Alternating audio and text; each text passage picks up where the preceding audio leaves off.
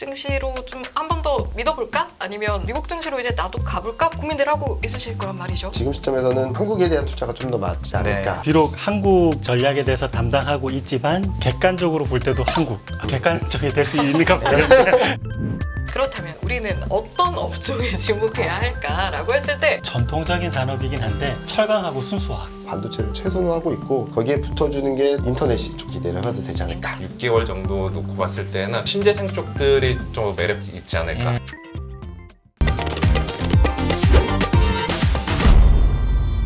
자, 신년 특집 투자 전략가들의 수다라는 제목답게 올해 저희가 주목해야 할 다양한 이슈들에 대해서 그 판단과 근거들은 어떤 것들이 있는지 오늘 이제 여러분들의 이야기를 나누는 시간을 저희가 가져볼 겁니다. 저희가 많은 분들 모신 만큼 오늘은 장피 없이 정말 뭐 수다라는 이름답게 수다를 떨면서 이야기를 해볼 건데 첫 질문은 결국에는 연초니까 오늘 또 이제 2024년이 열리고 장도 열렸잖아요. 오늘 장에 대한 소감 한마디 듣는 것으로 시작해 볼게요. 먼저 발언 드리죠. 일단은 24년을 예고하는 예고편 아닐까? 시작이 다 좋다라기보다는 네. 반도체, 인터넷, 제약 바이오 딱 이 세 업종하고 뭐 일부 몇몇 종목들만 움직여서 코스피를 2,670에 가까이 갖다 놨고 코스닥이 1% 넘게 상승을 한 모습들을 보여줬거든요.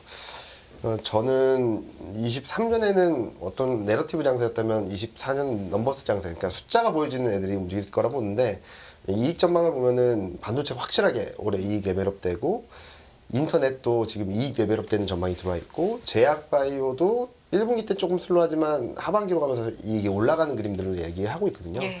그래서 24년 실적을 조금 기대해 볼 수 있을 만한 업종들이 오늘 코스피를 다 끌어올렸다라고 생각하고 있습니다. 네. 2024년의 예고편이다. 네. 동의하실까요? 공감하세요? 예, 오늘 출발은 굉장히 좋았던 것 같아요. 그 연말 저희가 뉴스로만 보면 좀 부정적인 부분들이 있었습니다. 예를 들어서 러우 전쟁 관련해서 공습이 좀 격화됐다든지, 그리고 부동산 PF 관련해서도 좀 마찰이 있었다든지 이런 얘기가 있었는데 오늘은 잘 마무리됐지만 전 하루만으로 이렇게 여러 가지 판단을 내리기에는 조금 시기상조다? 예, 맞습니다. 지켜볼 부분도 있지 않을까. 그래서 좀 더 자세한 얘기 한번 같이 나눠보시죠. 네. 좀 시기상조라고 보시려면은 뭐 금리나 물가나 경기나 여러 가지 요인이 있을 텐데 뭐 근거가 혹시 뭔지 간단히 얘기해 줄 수 있을까요? 저희가 지금 고려해야 될 변수가 상반기, 하반기 조금 다른 것 같아요. 예. 상반기로만 보면은 컨셉이 좀 높다. 예. 근데 하반기는 펀더멘탈은 회복된다. 뭐 요 정도 관점에서 저희가 일단 시장을 지켜봐야 될 것 같습니다. 상반기 컨셉 높은 게 좀 보장이 된다는 말씀이시죠? 맞습니다. 네, 예. 알겠습니다. 그런 근거들이 있을 거고 사실은 이제 새해 되면은 다들 두근거리는 마음으로 아니 그래서 어떻게 올해는 목돈 좀 만져볼 수 있을까요? 아니면 그냥 뭐 그저 그럴까요? 아니면 또 울었다가 웃게 되나요? 웃었다가 울게 되나요? 이런 게 궁금하실 네. 것 같습니다. 물론 복잡 다난한 시장이지만 큰 장이 온다. 그렇다 아니다. yes or no로 간단하게 답변을 해주신다면 어떤 말씀? 전 예스. yes? 네. 어떤 전 말씀 no. 하시겠어요? yes, no. 예. 중립은 없나요? 중립은 중립 없는 거죠. 다른 분 보시면 알겠습니다. 중립 없는 거죠. 그럼 근거도 마찬가지로 여쭤볼게요. 왜 예스일까요? 일단은 과거 사례를 볼 수 없을 정도로 시점의 차이는 좀 있겠지만 올해 안에 경기는 턴어라운드하고 금리는 인하하는 되게 보기 힘든 조합이 펼쳐진다고 생각하고 있거든요. 특히 12월 FMC에서 6, 9, 12 세 번 금리 인하 가능성을 열어놨고 분포도를 보면 3월도 가능하지 않을까라는 생각할 정도로 그림을 보여주고 있어서 어쩌면은 저는 그래서 상반기에는 좀 울퉁불퉁할 수는 있겠지만 금리 인하를 계기로 시장은 좀 그런 분위기들을 좀 반영해 나가지 않을까 생각을 하고 있습니다. 그러니까 즉 경기 모멘텀하고 통화정책 모멘텀이 같이 좋아지는 국면으로 들어가고 있고 만약에 펀더멘탈이 조금 불안정해지면은 저는 이번 12월 FMC를 보면서 좀 선제적 대응까지도 가능하겠구나. 실리콘밸리뱅크 사태가 있었을 때처럼 그런 것들이 열려있다고 생각하고 있어서 저는 좀 시장을 굉장히 낙관적으로 시장을 네. 바라봐야 된다는 말씀 많이 드리고 있습니다. 낙관적이라고 하면 예를 들어 포인트로 얘기하면 어느 정도 될까요? 저희가 10월 FMC 전에 상단을 2,850으로 제시드렸는데 네. 12월 FMC 이후에는 상향 조정할 예정이라고 말씀드리면서 3,000선 돌파 시도 충분히 가능하다라고 말씀드리고 있습니다. 2,850이 별로 많이 긍정적인 것 같지 않아가지고 네. 지금 지수 지금 지수를 보면 그렇죠. 네, 네, 그렇죠. 알겠습니다. 혹시 우리 팀장님은 네. 만약에 지수 상단을 예측 내지는 전망한다면 얼마 정도 될 것 같으세요? 저는 현재 2,950 전망하고 있는데 네. 아까 처음에 질문하셨을 때 큰 장이 온다 아닌다에 대한 구분은 전 이렇게 했어요. 직전 고점을 뚫는다, 안 뚫는다. 아하. 네. 예, 예. 저는 일단은 안 뚫는다 쪽이고요. 그러니까 물론 지금보다 연말 주가가 높을 거는 같을 것 같아요. 예, 그 확률은 높아 보입니다. 예, 펀더멘탈이 회복되고 뭐 보통 근거가 뭐 세 가지로 들 수 있죠. 인플레이션 완화, 그리고 미국은 고용 시장이 워낙 타이트하고, 예, 그리고 중국은 회복되고, 예. 그래서 전체적인 흐름은 나쁘진 않아 보이는데 그래도 저희가 조심해야 될 게 QT의 환경이라는 거. 예, 이 QT의 환경이라면 유동성을 회수하기 때문에 상방은 약간 누르는 힘은 존재합니다. 그래서 저는 뭐 3,000보다는 약간 겸양하는 의미에서 2,950 뭐 이렇게 생각은 하는데 저희가 코스피가 회복 국면에서는 PER이 12배까지 갔었지 않습니까? 예. 근데 지금 딱 10배 내외예요. 예. 그래서 회복 정도, 그래서 이 계산하면 또 2,950 이렇게 나옵니다. 네, 알겠습니다. 어떤 낙관적인 전망을 한다라는 관점에서 올해는 이게 해소될 수 있을까라고 보시는 분들도 있을 것 같은 게 코리아 디스카운트. 이거 올해는 좀 해결될 수 있습니까? 그거는 전 잘 모르겠어요. 아니 그래도 뭐 대주주 양도세 완화라든지 네. 이런 것도 있고 낙관적으로 보시는 분들도 뭐 있는 질문 것 정말 많이 같아요. 받는데 네. 그걸로 인해서 코리아 디스카운트가 완화되려면 그럼 미국은 왜 아하. 20배를 넘게 받고 있는지. 근데 우리나라가 사실 코리아 디스카운트를 받는다고 많이 얘기를 하는데 네. 디스카운트가 맞나요? PER도 훨씬 높고 물론 어닝이 안 나와서 그렇지만 중국의 PER이 2배가 넘고 우리나라가 일본도 P가 많이 떨어져서 우리나라 별 차이가 없고요. 다른 나라도 다 마찬가지. 유럽도 네. P 많이 떨어졌습니다. 네. 미국을 제외하면 우리나라보다 P가 높은 나라가 별로 없는데 실제로 코리아 디스카운트가 있는 건지에 대해서 어떻게 생각하세요? 논의가 확장돼서 재밌는데요. 네. 예. 이 밸류에이션 디스카운트에 대해서 이익에 대해서 한번 저희가 생각해 볼게요. 이익이 만약에 안정적이면 밸류에이션은 좀 후하게 받아요. 네. 할증받아요. 예. 네네. 그런데 이익이 불안정하면 이건 밸류에이션 할인 요인입니다. 근데 저희 한국은 비즈니스 사이클이 좀 순환 주기가 짧아요. 그래서 이익도 증감 감이 이게 누적이 되다 보니까 밸류에이션은 좀 낮게 받습니다. 예. 그러니까 참고로 미국이 지난 기간 보면은 밸류에이션이 굉장히 이제 높이 책정이 되는데 이 비즈니스 사이클 순환 주기에서 상승도 한 10년 정도 가지 않습니까? 예. 그래서 미국의 S&P 500의 평균 PER은 한 17배 넘어요. 예. 근데 한국은 비즈니스 순환 사이클에서 상승 기간이 한 1년 많이 가면 뭐 1년에서 3년 많이 가면 굉장히 많이 간 거죠. 예. 그리고는 다시 떨어지고 그래서 밸류에이션 평균이 9.3배. 한 절반 정도밖에 그건 네, 이 안 됩니다. 12개월 포워드 기준이잖아요. 트레일링으로 맞습니다. 보면 20배가 넘을걸요, 우리나라? 그렇죠. 네. 그건 어떻게 생각하세요, 팀장님은? 그거는 그러니까 과연 이게 디스카운트가 있는 거냐 없는 거냐. 왜냐하면 이게 있다라고 자꾸 주장을 하면 주식이 계속 싸 보이거든요. 특히 이익이 그쵸. 늘어나는 과정에서는 지금처럼. 반대로 디스카운트가 없다고 하면 항상 비싸 보이고 그런 관점에서 지금 이익이 늘어나는 사이클이잖아요. 내년에 50% 든다, 네, 네. 올해 든다고 돼 있으니까. 네. 그거 어떻게 생각하세요? 뭐 저는 사이클에 따라서 고평가받고 저평가받고 그러니까 평균치를 봐야지 지금 20배라는 게 리즈너블한 거냐라는 거에 있어서는 네. 지금은 비싸다라고 생각할 수 있지만 또 네. 내년을 보면 10배로 떨어지니까 올해를 보면, 네. 24년을 네. 보면 네. 10배로 떨어지니까 그래서 아까 파트장님이 말씀하신 것처럼 한국 그러니까 장기 평균으로 보면 되게 낮아져 있다라는 거겠죠. 네. 그래서 저는 적극적으로 동의하는 게 한국 사이클이 사이클 산업이 대부분이다 보니까 최근 들어서 좀 많이 변화되긴 했죠. 뭐 제약 바이오도 많이 올라와 있고 이차전지 많이 올라와 있고 그리고 뭐 인터넷도 꽤 올라와 있고 그렇다 하더라도 워낙 1, 2등을 하고 있는 주식들이 사이클 주식이다 보니까 어떨 때는 20배 받다가 어떨 때는 8배 받다가 이런 흐름들이 계속적으로 반복될 수밖에 없는 것이 아닌가. 지금은 비싸다라고 생각하더라도 결국에는 싸지는 구간으로 들어갈 수 있는 그런 한계는 충분히 있다라고 생각하고 있습니다. 사이클 산업이니까 고 PR에서 저 PR에 파는 비슷한 그런 느낌이겠네요. 네, 네, 그렇죠. 알겠습니다. 네. 저희가 모처럼 새해니까 이렇게 본질적인 질문도 던져보지만요. 또 최근에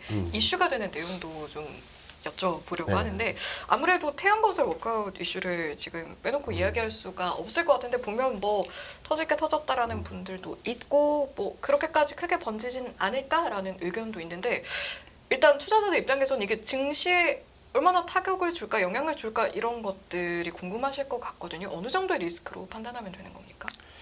일단 진행 단계로 보면은 28일 날 워크아웃 신청을 했고요. 태양건설에서.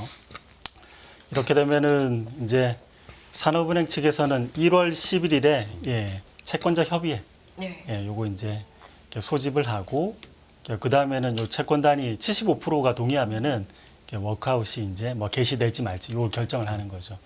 그러면은 뭐 부채에 대해서 지급 유예를 한다든지 이자나 또는 부채를 좀 삭감한다든지 이렇게 이제 진행 과정이 남아 있는데 저는 크레딧하고 주식시장하고 좀 나눠서 보고 싶어요.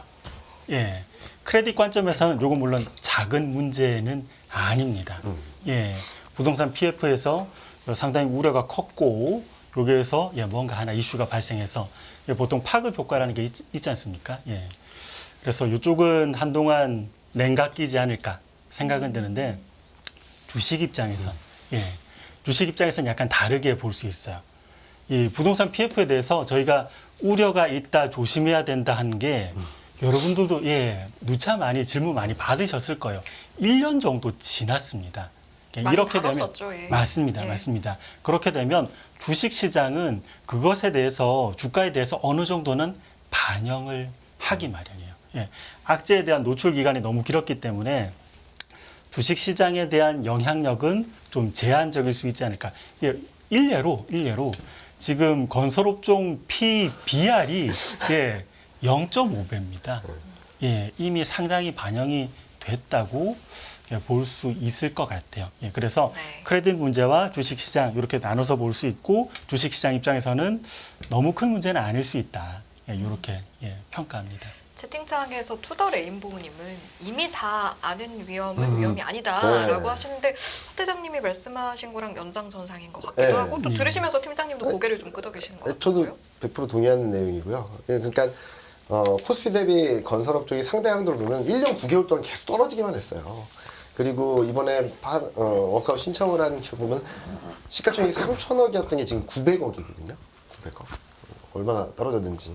그리고 또 하나 다른 점을 보면은 저는 이번에 태양건설 사태를 보면서 벽개원 사태가 되게 많이 떠올랐어요. 중국의 컨트리가든. 작년에 있었던 일인데 그때도 뭐 컨트리가든이 최대 주택 판매 업체다 막 그랬는데 알고 봤더니 워낙 중국은 난립하고 있어서 전체 주택 시장이 2.7%가 차지하고 있었거든요. 그래서 중요했던 거는 문제가 있었던 기업이 파산을 했고 그 영향력이 2.7%라고 하면 시장에 크게 반영되지 않을 수 있다라고 말씀드렸었는데 이번에는 좀 비슷한 것 같아요. 16위 건설 시공능력 16위라고 하는데 20위까지 전체 시공능력 평가액을 가지고 보면은 2%예요. 태양건설이. 그래서 제가 보는 거는 얘가 문제가 되려면 확산이 돼야 된다라고 생각하거든요. 근데 레고랜드 사태를 겪은 정부 입장에서는 이번에 좀 발빠르게 좀 대처를 하고 있고 그리고 여러 가지 유동성이라든지 그런 것들을 보강을 해주고 있고 그렇게 본다면 어쩌면은 차잔 속의 태풍으로 좀 머물지 않을까 달그락달그락되고 불안정하고 깨질 것 같은 느낌은 들지만 결국엔 깨지지 않고 지나가는 그리고 특히 내년을 가면서 이제 금리 인하라든지 여러 가지 흐름들이 나온다라고 봤을 때는 저는 심리는 좀 불안정해질 수 있어도 그렇게 큰 많은 분들이 걱정하시는 것처럼 PF발 부동산 위기가 시작되는 트리거는 아닐 것 같다라는 생각을 하고 있습니다. 근데 이걸 정부가 이렇게 막으면 그 다음부터 다 계속 막을 수 있는 건가요? 아니면 예를 들어 미국은 SVB가 망했을 때 네. 미국이라는 나라의 달러 발권용으로 그냥 확실하게 틀어막았거든요. 근데 우리나라는 어쨌든 물론 원화 부채니까 막으려면 끝까지 막을 수 있긴 한데 영원하진 않잖아요. 그런 관점에서 이게 여기서 끝날 거다라고 생각하는 뭐 또 하나 혹시 이유가 있으세요? 저희가 금리 방향에 대해서도 한번 생각은 해볼 필요가 있어요. 최초 컨센은 미국이 올해 5월에 금리 인하. 근데 요즘 3월로 또 땡겨졌죠. 네. 예. 그렇게 되면 이제 금리 인하 기조에 들어서는데 금리 인하가 진행이 되면 크레딧 리스크는 그 자체로도 어느 정도 완화되는 측면은 있습니다. 예. 그래서 요 점도 저희가 한번 고려를 해 봐야 되지 않을까. 예. 정부의 지원이 그 정도 강도가 아니어도 금리 떨어지면 해결할 수 있다. 뭐 이런 걸로 받아들여도 될까요? 뭐 완전한 해결이야 되겠습니까? 하지만 예, 문제에 대해서 너무 확산되지 않은 네. 예, 아까 확산이라는 네. 그 표현이 굉장히 예, 인상적인데 예, 저도 동의해요. 네. 그 말씀하셨던 대로 차자성이 태풍으로 계속 머물러 있는 거죠. 이게 사라지거나 아니면 소멸되는 게 아니라 언젠가 문제가 일으킬 건데 이번은 아닌 것 같다. 네. 저는 생각을 하고 있습니다. 네. 이 알겠습니다. 부분은 말 그대로 어떻게 상황이 흘러가는지 저희가 계속해서 좀 지켜보고 또 중간중간 전해드릴 수 있을 것 같고요. 여러분도 함께 해주시면 좋을 것 같습니다. 자, 그럼 다시 좀 투자 이야기로 돌아오면 뭐 지난해를 되돌아보면 한국 증시로 나는 괜찮았지 하시는 분들도 있고 또 어떤 분들은 참 내가 미국 주식을 했으면 하는 분들도 있었을 겁니다. 그래서 올해는 만약에 내가 현금이 좀 있다라고 하면 올해는 한국 증시로 좀 한 번 더 믿어볼까? 아니면 미국 증시로 이제 나도 가볼까? 이런 고민들 하고 있으실 거란 말이죠. 좋은 말씀 해주십시오. 전 한국. 한국? 네. 왜요? 일단은 달러가 더 강해지지 않는 흐름이라고 생각하고 있거든요. 일단은 2023년에 압도적으로 높았던 미국 경기 모멘텀이 이제는 좀 일정 부분 정상화되고 미국, 유럽하고 뭐 중국들이 조금 살아나는 그림들이 나오게 된다면 경기 측면에서는 달러의 약세력이 조금씩 높아질 수 있다고 보고 있고 통화정책적인 측면에서도 다들 미국을 바라보고 있는 입장이잖아요. 네. 그렇게 보면은 미국이 선제적으로 금리 인하하면서 흘러가게 됐을 때는 저는 달러는 약세로 가면서 한국 증시가 좀 더 나을 수 있다고 보고 있고 또 하나는 반도체 사이클입니다. 반도체 사이클이 올라오게 되면은 전반적으로 한국 증시에 대한 매력도가 높아질 수 있다고 생각하고 있거든요. 네. 작년에 그러니까 23년에 외국인 반도체를 20조 넘게 샀어요. 그런 것들을 본다 하더라도 지금 시점에서는 한국에 대한 투자가 좀 더 맞지 않을까, 네. 좀 더 매력적이지 않을까라는 생각을 하고 있습니다. 네. 한국일까요? 미국일까요? 제가 비록 한국 전략에 대해서 담당하고 있지만 객관적으로 볼 때도 한국. 이게 객관적이 될 수 있는가 모르겠는데 네, 한국인 것 담당하고 같아요. 있음에도 불구하고 본인 네. 안으로 한 게 아니라는 거죠. 네, 맞습니다. 네. 예, 밖으로도 진심을 이렇게 믿어볼게요. 맞습니다. 박대장님. 네. 저희가 미국하고 한국하고 한번 따져볼 게 있을 것 같아요. 미국은 뭐 현재 대표 지수 뭐 가장 지금 주목받고 있는 지수가 나스닥 100. 네. 왜냐하면 2021년 11월 고점을 지금 돌파해서 좀 더 올라가고 있죠. 근데 저희가 한번 밸류에이션에 대해서 따져볼 필요가 있을 것 같아요. 뭐 그동안 장기 성장성이 인플레이션 이전 기간, 이후 기간 달라졌는가? 그러니까 예전에도 인공지능, 로봇 뭐 이런 얘기 계속 나왔어요. 예. 그러면 결국은 지금 나스닥 100을 움직인 건 할인율입니다. 2021년에 할인율은 그때 미국채 10년이 1.5%였거든요. 그럼 지금 사람들은 금리가 1.5%까지 내려갈 걸로 가정을 한 상태에서 나스닥 100을 올린 거라고도 볼 수 있습니다. 자, 그런데 저희가 지금 이 미국채 10년물은 3.8% 그러니까 좀 더 이제 넘고 있죠. 그러니까 무리한 가정이 조금 들어가 있는 것 같아요. 예. 다만 한국은 제가 앞서서 이제 한국의 코리아 디스카운트 요인이라고 말씀드렸던 비즈니스 순환 사이클이 좀 짧다. 근데 네. 다행스러운 건 요즘 비즈니스 순환 사이클이 짧은데 저점이에요. 예. 저희 한국의 비즈니스 순환 사이클을 가장 잘 모사하는 게 글로벌 재고 순환 지표입니다. 뭐 시청자 여러분들께서도 많이 들어보셨던 ISM 제조업 지표, PMI 뭐 제조업 지표 이런 것들이 다 바닥권이에요. 예. 그러면은 바닥권이라는 건 두 가지 의미죠. 지금까지는 안 좋았다. 하지만 향후로는 좋아질 수 있다. 이게 회복이 되면 전형적으로 한국이 베타가 높다고 하지 않습니까? 미국 대비해서. 이 비즈니스 사이클, 재고 순환 지표 상승 사이클에서는 한국의 전형적인 특징들이 다 드러납니다. 예. 미국보다 베타가 높게 올라가는 형태. 그래서 제가 비록 한국을 담당하고 있지만 예, 한국이 좋을 것 같다. 네. 예, 이렇게 생각합니다. 네. 예. 팀장님, 제가 이거에 대해서 또 궁금한 게 미국이 밸류에이션이 비싸고 미국 경기는 올해 작년보다는 좀 약하고 우리나라는 좋아지니까 좋다는 거 이해했는데 과거 10년을 보면 우리나라가 미국을 이긴 적은 2017년 한 번밖에 없습니다. 네. 그때 이제 우리나라 반도체가 정말 제대로 맞았어요. 오를 때. 네. 그리고 아까 파 팀장님 얘기하신 것처럼 예를 들어 미국 금리가 낮을 때 나스닥이 좋았던 건데 인터넷 버블 기간에 미국 금리 6%인데 주식이 미친 듯이 날아갔죠. 올랐거든요. 근데 지금 AI가 붙어서 그런 흐름이라고 하면 또 미국이 좋은 거 아니에요? 이런 걸 다 불문하더라도 이거에 대해서는 어떻게 반대로 얘기해 주시겠어요? 일단은 미국을 보면은 그렇게 된다면은 말씀하셨던 소수 종목들이 좋아지는 거겠죠. 그러니까 압축될 수밖에 없다라고. 미국은 그러다가 예를 들어 미국 그때는 그러다가 마지막에는 그냥 다 날라갔습니다. 그렇죠. 물론 네. 그건 이제 낮은 너무 얘기고. 과한 거긴 하지만 네, 그래서 좀 반대로 제가 여쭤보고 싶어서 그런 건데. 근데 네. 제가 생각하는 거는 그런 흐름이 나올 수는 있다라고 생각을 하고 있어요. 소수 종목들이 이번에 23년에 그랬듯이 소수 종목들이 계속 좀 압축되면서 끌고 가는 힘들은 있을 거라고 생각을 하고 있고 거기에 따라서 관련된 산업들이 다른 나라들이 움직이는 그림들이 생각을 하는데 거기에 끼어 있는 게 반도체라고 보는 거예요. 네. 그래서 저는 아까 말씀하셨던 2017년 사이클하고 좀 비슷한 그림들이 나오지 않을까라는 기대를 하고 있거든요. 그래서 길게 보면은 한국이 이긴다라고 말씀드리긴 굉장히 어려운데 그렇죠. 1년 얘기하는 것 같아요, 지금. 타이밍이 네. 되게 좋다. 그리고 지금 사이클도 굉장히 좋아서 저는 24년은 한국이 한번 기대해봐도 좋지 않을까. 7년의 재현이 충분히 나올 수 있다. 전 그때 가능성이 전자가 이끄는 아주 엄청난 강세장이었잖아요, 그때. 네. 그랬었죠. 그래서 네. 또 우스갯소리로 저희 이콘이랑 삼성 뭐 반도체에 의한 반도체를 위한 반도체의 장세가 될 수 있는 거 아니냐라는 얘기를 할 정도로 네. 좀 긍정적인 뷰를 좀 많이 네. 말씀드리겠습니다. 말씀해주신 사이에 우리 한재영 위원님과 함께 해주고 계신데 저희 지금 그 얘기하고 있거든요. 아, 올해는 한국 증시에 걸어볼 것인가, 미국 증시에 걸어볼 것인가. 일단은 돈은 그 거짓말하지 않는다고 최근의 자금 흐름들을 체크를 해 보면은 그 글로벌 주식형 펀드 지역별로 구별해 봤을 때 뭐 11월 이후 최근 2달 동안 보면은 일단 선진국 쪽으로 제일 많이 들어오긴 했어요. 아직까지는 글로벌 자산 배분하는 사람들 입장이나 그 돈을 들고 있는 사람들 입장에서는 선진국 쪽에 대한 좀 편향이 강한데 그런데 거기서 더 눈에 띄는 게 그 신흥국이 선진국에 비해서 돈 들어오는 것들은 압도적으로 적거든요. 근데 신흥국 내에서 아시아랑 아시아 외 신흥국을 비교해 보면은 아시아 쪽으로 돈이 굉장히 많이 들어요. 네. 그리고 거기서 되게 고무적인 점은 아시아 내에서 대만 다음으로 한국이 그 돈 가장 많이 들어온 국가로 지금 계속 꼽히고 있습니다. 이거는 글로벌 외국계 펀드들 입장에서도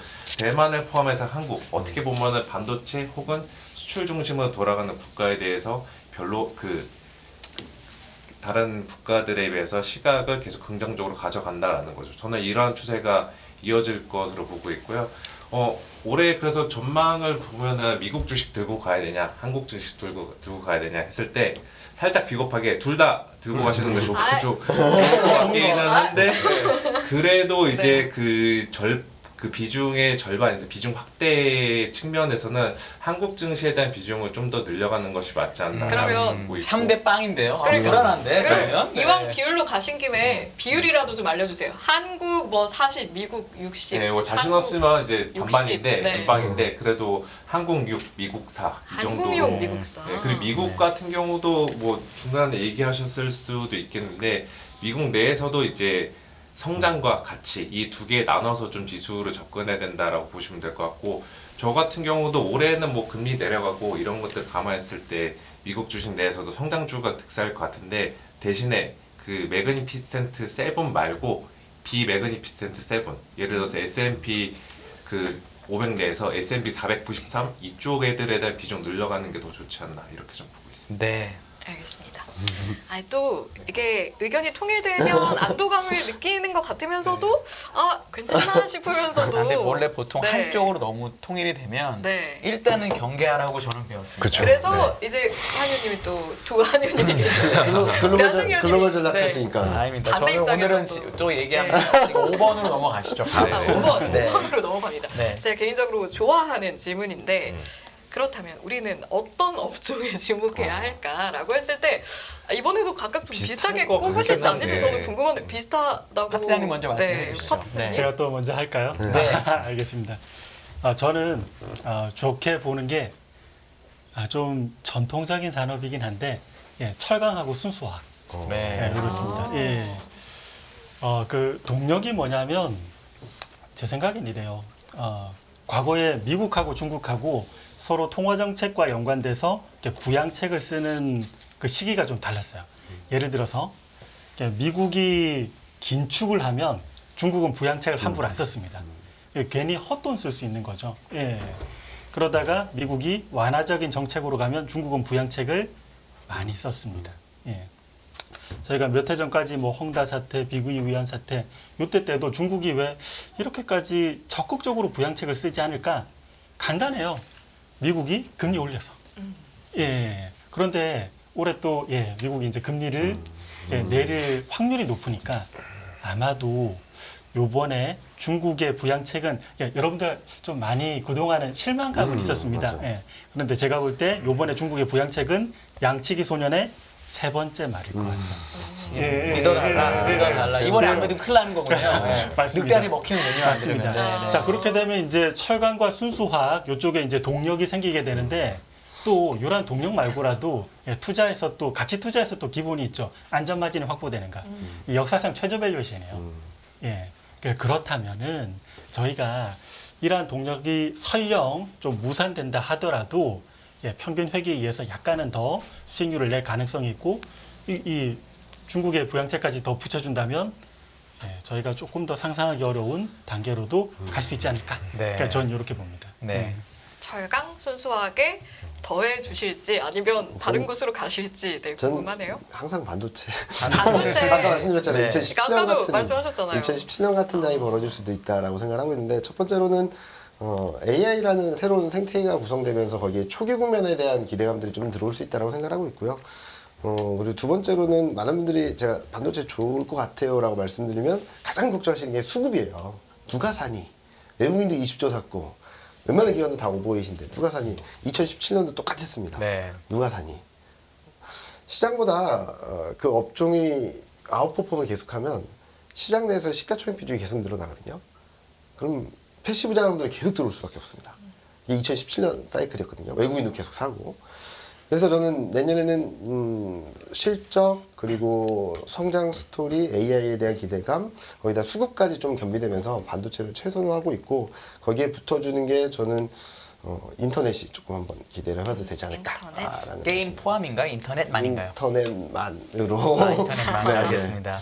네. 인터넷 게임이 아니고 인터넷만. 인터넷만. 네. 알겠습니다. 일단은 네. 그 생성형 AI 서비스에 대해서 네. B2B 쪽에서 수익이 나오게 된다면 성장성에 대한 재평가를 받을 수 있다고 생각하거든요. 그런 것들이 또 하나의 트리거 포인트가 되지 않을까 생각하고 있습니다. 이게 네. 생각보다 한지영 의원님의 아까 의견과는 다르게 달라지고 있어요. 네. 저에 대한 의견이 달라지고 있어요. 네. 들으시면서 네. 어떻던가요? 나랑 같네라는 생각하셨어요? 일단은 다 대부분 반도체는 기본적으로 네. 찍고 가지고 아셨는데 되게 더 좋은 판단하는 데 도움이 되지 않을까라고 보고 있고 저 같은 경우는 시각을 좀 짧게 아시겠지만 시각을 좀 짧게 네. 보는 편이잖아요. 일단은 초장기적인 관점에서 1년짜리 1년 초장기. 1년짜리 기준, 관점에서는 1년 기준. 반도체 네. 깔고 가시는 게 맞다라고 보고 있고 좀 장기적인 관점에서는 한 6개월 정도 놓고 봤을 때는 저는 신재생 쪽들이 좀 매력 있지 않을까라고 보고 있어요. 신재생을 뭐 주변에다가 중간중간 이야기하면은 대부분 나오는 비슷한 반응이 신재생 괜찮다라가 아니라 약간 갸우뚱하는 분위기가 있거든요. 왜 그러냐면은 신재생 같은 경우 최근 2년 동안 그 주가들이 별로 맥을 못 쳤고 또 금리가 계속 높다 보니까 밸류에이션 부담도 있어서 이게 최근에 신재생 주가를 좀 소외하게 만든 요인이었는데 올해 생각해 보면은 뭐 금리 이미 어느 정도 레벨 다운이 됐고 올해 연중으로 계속 쭉 봤을 때 한 번 더 레벨 다운이 될 것 같아요.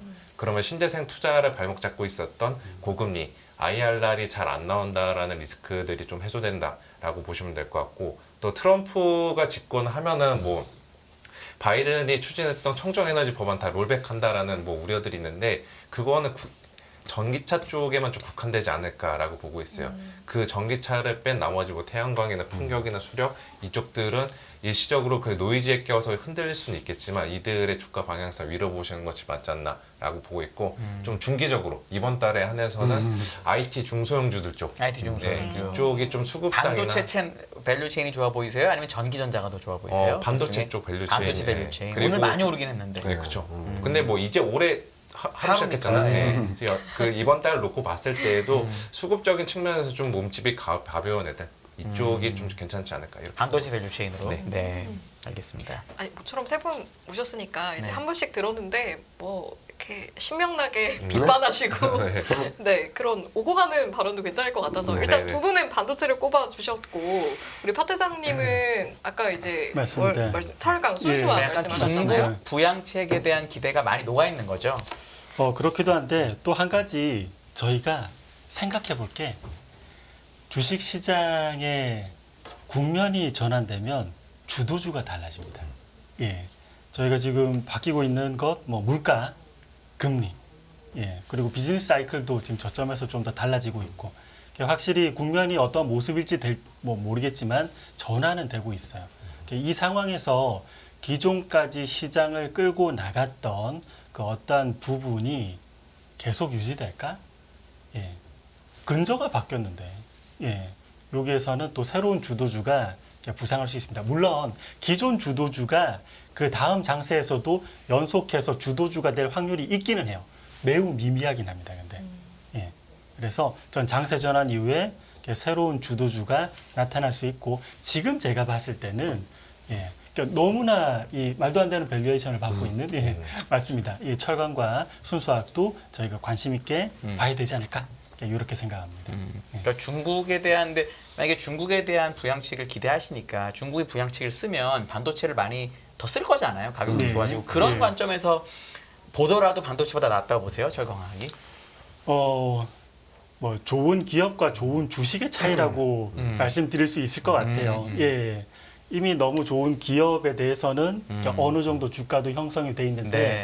그러니까 지금 현재 철저히 소외받은 것에 대해서는 약간만 좋아져도 예, 뭐 앙드레 코스톨라니식 이제 이렇게 전략이라고 할 수 계란. 있죠. 예. 네. 턴어라운드 할 때 훨씬 더 크게 튄다. 말이 제가 막 꼬이네요. 알겠습니다. 그러니까 분명한 사실은 반도체도 좋지만 오를 수 있는 탄력은 철강하고 순수하게 훨씬 더 클 것이다라고 보신다는 맞습니다. 거죠. 맞습니다. 네, 이 알겠습니다. 관점에서 두 분의 의견도 한번 여쭤봐야겠는데요. 철강과 순수화학에 저, 대한 저는 1년 동안 끌고 갈 수 있을지에 대한 고민을 좀 해야 될 것 같아요. 그러니까 지금 사서 끌고 갈 수 있을까? 왜냐면은 저도 경기부양정책 기대하고 중국에 대한 기대감을 갖고 있는데, 그러니까 24년을 봤을 때 복병은 전 중국이라고 생각하고 있어요. 네. 중국이 좋아지면 유럽도 조금 더 살아날 수 있고, 그러면 달러의 약세력이 더 커질 수 있는 그림이니까. 근데 중국 경기부양정책이 한국 기업들이 화학하고 철강 수요를 끌어당길 정도의 힘이 셀까라는 고민은 하고 있어요. 네. 그래서 부양 정책으로 인해서 저점에서 튀는 그림들은 좀 세게 나올 수 있는데 이 지속성에 대한 부분들은 좀 고민하고 있다라고 생각을 하시면 될 것 같아요. 네. 저도 살짝 비슷하게 하는데 일단 저희가 통상적으로 알고 있는 사이클에다 적용을 시켜보면은 우리나라도 그렇고 미국도 그렇고 다들 이제 올해는 증익 사이클로 가잖아요. 이익이 증가하는 사이클로 가잖아요. 그때는 이제 전통적인 가치주들 쩔어있던 종목들 업종들이 잘 가는 장세이긴 맞아요. 근데 저는 이전과 지금과 좀 다른 게 사이클들이 조금씩 변하고 있다라고 보고 있거든요. 쉽게 말해서 예전에 사이클을 봤던 논리들을 요즘에 적용하면 잘 안 맞는 경우들이 있다라고 보고 있고 이러한 것들이 저는 올해에도 있을 것 같아가지고 그 위원님께서 말씀하셨던 대로 뭐 철강이나 순수화 중간중간에 시장에서 야 이거 주도주가 될 수 있겠다라고 좀 이야기는 나오는 구간이 있는데 그 지속성을 놓고 따졌을 때는 좀 마켓 타이밍 전략에만 좀 유용하지 않을까라고 좀 보고 있습니다. 알겠습니다. 자, 새해를 맞아서 신년 특집 하고 있고요. 두루두루 무엇보다 두루두루 여쭤보려고 하고 있는데 사실은 매매 전략 관점에서도 개인 투자자이기도 하니까 네. 고민이 많고 아마 시청자 여러분께서도 그렇지 않을까 싶은데 물론 알고 있습니다. 뭐 상반기엔 살까요? 하반기엔 팔까요? 이런 질문을 드리면 물론 주식시장이 어떻게 그렇습니까? 이렇게 딱딱 나눠지진 않지만 그래도 첫 해, 첫 방송이니까 뭐 1, 2, 3, 4분기로 나눠주셔도 좋고요. 상반기, 하반기도 좋습니다. 웬만하면 상반기에 사고 하반기에 파시죠라던가 상반기에 파시고 뭐 그 반대도 좋고요. 조언 말씀 부탁드리겠습니다. 분기별로 해주시면 더 좋고요. 네, 네. 먼저 여쭤보죠. 팀장님. 전 1분기 때 살 게 온다 라고 생각하고 있어요. 2,500일지 2,400선대일지 좀 봐야 되긴 하겠지만 지금 2,670, 80을 버티고선 쭉 끌고 가기는 조금 어려울 거라고 생각하고 네. 있고 1분기 그러니까 3월 20일 날에 FMC 회의거든요. 그때를 전후로 해서 좀 매수 타이밍 한번 오지 않을까라고 생각하고 있고 저는 거기서 바닥 잡으면은 그냥 쭉 갈 것 같다는 생각이 아까 있어요. 얘기한 3천 이상까지 네, 그냥 엄청난 스윙이네요. 그 정도면. 네. 쭉 갈 거라고 생각하고 있고, 그리고 그 와중에 외국인 수급, 아까 말씀드렸던 반도체 사이클이 얼만큼 올라올지, 또 하나는 이제 3월하고 9월달에 FTSE WGBI 편입 여부가 결정되는데 저희는 9월 가능성을 높게 보고 있는데 네. 그러면은 또 다른 수급 변수가 생기는 거기 때문에 좀 오버슈팅도 나올 수 있다고 생각하고 있어서 지금까지는 그러니까 23년은 그냥 샀다 팔았다 잘하면 수익이 잘 나왔거든요. 네. 네, 근데 24년은 잘 사서 누가 끝까지 들고 있나 이 싸움이 되지 않을까라는 생각을 하고 있어서 1분기 중에 잘 사자. 1분기에 사서 그냥 가져가자. 네, 가져가자. 결론이죠. 네. 네. 한 의원님 어떻게 보십니까? 저 오늘 마지막으로 여쭤봐드리겠습니다. 저 같은 경우는 1분기는 좀 변동성 있을 것 같아가지고 네. 뭐 굳이 빅쇼 보고서 인버스 타지는 말고 네. 그냥 따라 사지는 말자라는 1분기에. 주의고 2, 3분기 때 비중 계속 실어가는 게 좋지 않을까라고 보고 있어요. 저 같은 경우는 이제 연준의 금리 인하가 3월보다는 5월이나 6월 이 사이에 있을 것 같아서 그때부터는 이제 인하 사이클에 들어가고 기업들의 실적 시즌이 이제 4월부터 시작이 되면서 이익에 대한 좀 부담들 덜어내는 이 구간들이 2, 3분기에 있을 것 같거든요. 그래서 저는 지금부터 뭐 사지 말고 지금은 그냥 밀 때마다 조금씩 사고 2, 3분기 중에 비중 확대해 갔다가 3분기 넘어가는 그 시점부터는 비중 다시 줄여가는 전략. 4분기 때는 또 네. 저희가 뭐 미국의 대선도 있을 거고 여러 가지 또 연준의 금리나 정말 내년에도 계속 할까? 이런 논란들이 계속 있을 것 같거든요. 그러니까 4분기 때는 다시 비중을 줄이는. 그래서 2, 3분기 비중 확대, 어허. 4분기 비중 축소. 저는 이렇게 좀 보고 있어요. 산 모양을 그리시는군요. 산 모양. 네, 산 모양. 약간 산. 나이키로 하면 영 나이키 뒤집어 놓은 모양. 그 정도로 보시면 될 것 같아요. 아니 이렇게 되면 파트장님의 답변이 굉장히 중요해지는 거 아니에요? 아 이게 예전에 학창 시절에 돌아가면서 노래 부를 때 마지막 사람이 두근거리는 거랑 비슷해요. 아니 아까 1등을 두 번 하셔가지고 제가 알겠습니다. 바꿔드렸습니다. 네. 네. 자 한번 제 생각을 말씀드려 볼게요. 상반기 매수인데 조건은 있어요. 네. 상반기 조정 시 매수입니다. 상반기 조정 시 그건 동일한 말씀이라고 볼 수도 있겠네요. 상반기 조정 시 가치주를 사자. 네. 네, 이렇습니다. 아까 철강 순수화. 네, 네, 네, 네. 그러니까 상반기 조정의 가능성은 전 이렇게 봐요. 그러니까 요즘에 주가가 올라오면서 이 주가 올라온 건 물론 뭐 그런다고 쳐도 컨센서스가 너무 높습니다. 네. 작년 대비해서 올해 영업이익 증가율이 정확하게는 50.6% 오른다고 나와요. 예, 그래서 제가 찾아봤어요. 그 해가 넘었을 때 50% 이상 증익이 된 게 이게 최근에 이게 십수년간 두 번 있더라고요. 금융위기 직후, 네. 그리고 팬데믹 직후. 네. 예, 수요가 완전 파괴된 상태에서 오르고 대규모 부양책도 쏟아부었을 때 이건 한두 개 국가가 아니라 모든 국가들이 그러면 아마 올해는 이런 상황까지는 아닐 거로 보거든요. 근데 컨센이 너무 높으니까 이건 조정은 이루어질 것 같아요. 뭐 실적 발표 시즌이 됐건 뭐 어떻게 됐건 어떤 트리거가 됐건 이때 조정을 받았을 때 그래도 펀더멘탈 회복은 재고 순환 지표는 지금 저점이니까 상반기 조정 시 가치주를 사자. 이렇게 보고 있습니다. 그래서 연말까지 계속 가져가도 될까요? 왜냐하면 우리 이 팀장께서는 사서 네. 끝까지 가는 거고 네. 우리 한 의원께서는 사고 한 4분기에 팔자는 거니까 혹시나 네. 네. 가치주는 보통 1년 이상 가는 거예요. 아이고, 또 조정식 이렇게 외에서 끝까지 네. 가는 걸로. 맞습니다. 네, 네. 알겠습니다. 뭔가 이렇게 잘 피해가시는 느낌이 들기도 하고 알겠습니다. 그러면 이왕 분기 이야기가 나왔으니까 이제 3분기를 생각하면 6월 이후에 공매도가 재개됐을 때 시장은 어떤 모습일까도 저희가 한번 상상해 보면 좋을 것 같아요. 어떻게 전망하세요?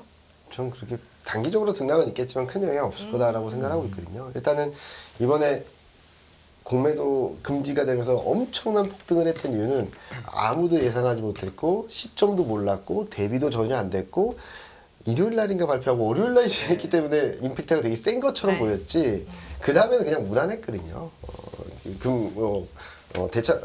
공매도가 계속 줄어들었는데도 불구하고 시장이 막 어마어마하게 뛰진 않았죠.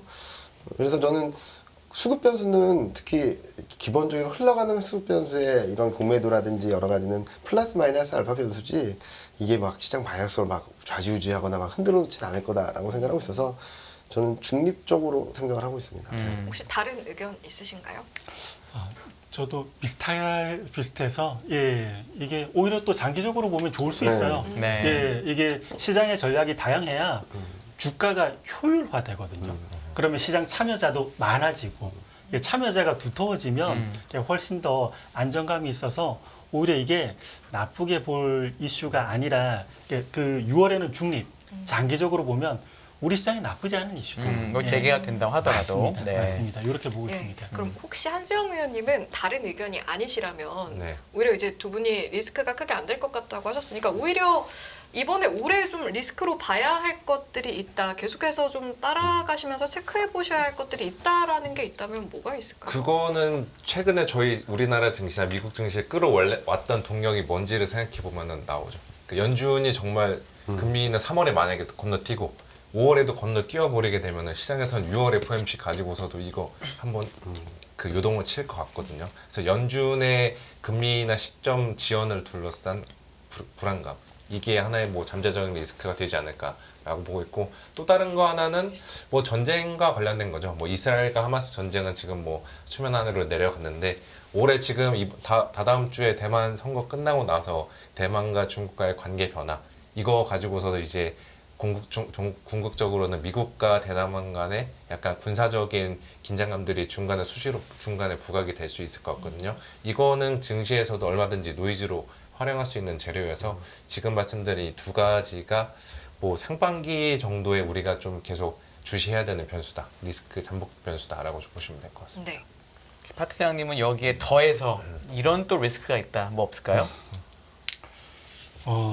리스크로 보자면 한 가지 좀 걱정되는 게 있긴 해요. 이게 뭐냐면 각국 분쟁 지역의 분쟁이 뭐 확전되는 것도 리스크지만 이 과정에서 군비 관련 재정 확대가 이루어지면 이게 진짜 리스크입니다. 왜냐하면 요즘에 화폐 유통 속도가 은근히 올랐습니다. 지난 20년간은 쭉 떨어졌어요. 그래서 저 평소에 계산 안 하거든요. 화폐 유통 속도 의당 떨어질 줄 알고. 근데 최근 3년간은 20년간 화폐 유통 속도 50% 떨어졌다가 최근 3에서 4년간 화폐 유통 속도 20% 올랐습니다. 그러면 어떠한 명목으로든 재정 확대가 이루어졌을 때 화폐 유통 속도하고 버무려져서 다시 물가가 튀을 수 있어요. 그래서 요게 상당히 저희가 관찰을 조심해서 해야 될 리스크가 아닐까. 이렇게 보고 있습니다. 물가가 결국은 물가, FOMC 물가 같은 약간 범죄도 들어갈 수 있는 거겠군요. 맞습니다. 네. 알겠습니다. 리스크를 여쭤볼 줄 아셨겠지만 다른 저희가 벌써 또 이야기를 나누다 보니까 일부 마무리할 시간이 다가가고 있어서 신년 특집이니까요. 한 해에 약간 새해 다짐과 목표를 적는 것처럼 시청자 여러분들께 투자 원칙 한마디씩을 선물해 주신다면 어떤 말씀을 해주실 수 있을지 일단 팀장님부터 한마디씩 여쭤보겠습니다. 저는 모두 다 똑같은 얘기를 할 때 다른 생각을 해보자. 지금 컨셉은 미국이 좋고 중국하고 유럽 안 되고 한국이 좋다는 거 아니었어요, 저희는? 네, 어쨌든 네. 좋습니다. 죄송합니다. 네. 전반적인 매크로 환경들에 대해서는 지금 예상과는 좀 많이 다른 그림들이 나올 수 있다고 생각하거든요. 22년 말에도 23년을 바라봤을 때, 23년 초에 23년을 바라봤을 때 그림은 미국하고 유럽 경기 침체, 중국만이 살 길이야 했는데 정반대의 상황이 벌어졌죠. 그래서 저는 24년을 바라볼 때도 조금 다른 시각으로 바라보는 게 좀 투자 기회가 더 있지 않을까라는 말씀을 드리고 있고, 특히 24년에는 숫자에 집중하자. 숫자가 나오는 것들, 실적이 확실하게 들어오는 것들, 그런 것들에 좀 집중을 하신다면 23년과는 또 다른 수익의 기회가 더 많아질 수 있다라고 생각하고 있습니다. 뭐 제 계좌는 아니지만 작년에 그 코스피나 나스닥 같은 경우 엄청난 상승률을 보여줬잖아요. 그 다음에 이제 해가 넘어가다 보니까 이제 많은 분들이 올해에도 이만한 상승률을 나올 수 있을까? 그냥 주식 정리하는 게 좋지 않을까? 이 생각을 해볼 수가 있는데 저는 결코 올해에도 주식 비중 줄이면 안 되는 한 해다라고 좀 말씀을 드릴게요. 뭐 시간 되면 나중에 또 이야기 드릴 수 있겠지만 팔아야 될 이유가 그렇게 많이 보이지는 않아요. 이걸로 좀 보시면 될 것 같습니다. 네, 주식 비중 높여라. 네. 네. 전 올해 이 말씀을 꼭 드리고 싶어요. 가치와 가격을 비교해서 투자하자. 네. 지금 한국 시장에서 안전마진이 확보된 가치주들이 즐비하거든요. 그래서 가치하고 가격을 잘 비교해서 투자하시면 올해는 성과가 상당히 좋지 않을까. 이렇게 생각을 합니다. 네. 약간 두 분하고 결이 다르긴 하지만 정말 좋은 말씀이었습니다. 네, 새해맞이 선물 여러분 잘 받아가시길 바라고요. 세 분은 여기서 보내드리고 인사 나누도록 하겠습니다. 자, 오늘 1부 이 시간은 이경민 대신증권 투자전략팀장님, 강현기 DB금융투자 주식전략 파트장님, 그리고 한지영 키움증권 샘김 연구위원님 세 분과 함께했습니다. 잘 들었습니다. 네, 고맙습니다. 감사합니다. 더 많은 영상을 보고 싶으신 분들은 화면 오른쪽에 있는 구독 버튼을 눌러주시기 바랍니다. 그리고 영상을 보시면서 좋아요는 필수인 거 아시죠? 항상 인포맥스 라이브를 사랑해 주셔서 감사합니다.